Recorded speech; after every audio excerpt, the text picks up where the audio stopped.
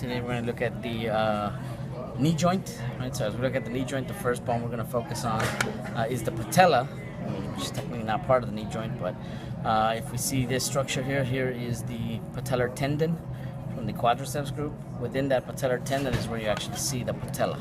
Right, so we're looking at the posterior aspect of the patella there.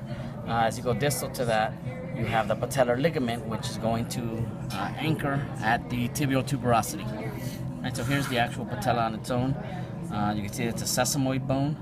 Now the only features that I want you guys to pay attention to here are going to be on the posterior aspect. These are going to be the articulating surfaces. Notice the lateral articulating surface is a lot larger than the medial articulating surface. And so by identifying this lateral articulating surface, you can determine whether this is a left or a right. So as we turn it back to standard anatomical position, we see the lateral articulating surface here. So this is going to be a right patella. So that's the patella. That's the main thing you need to know there. Now as far as the knee joint itself, I want you guys to be aware of that, that this joint is considered a synovial hinge joint. Right, so that's the classification. The name of the joint itself would be the tibial femoral joint. And as we look at the joint, we're going to focus on the ligaments that are outside and inside of the capsule. Starting with the extracapsular ligaments, this ligament here is going to be on the medial aspect where the tibia is.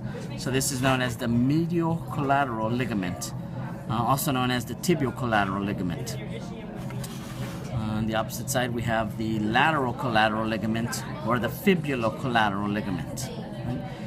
So those two ligaments make up the extracapsular ligaments. For the intracapsular ligaments, we're going to go now within the capsule. As I kind of flex this joint, you see the ACL or the anterior cruciate ligament here. And from the posterior aspect, you would normally get the best view of the PCL or posterior cruciate ligament. Now this is not it on the model. This is the innominate ligament. And this view is not that good as well. But normally, again, you would have the posterior cruciate ligament making its way from posterior to anterior, crossing the ACL. The only other features that are visible here are the articulating cartilage, which is going to be hyaline cartilage at the ends of these bones. And then here you actually see the menisci. You have your medial meniscus and lateral meniscus. And these are those fibrocartilage pads that are going to provide support for this articulation. And I think those are the main structures for the knee joint.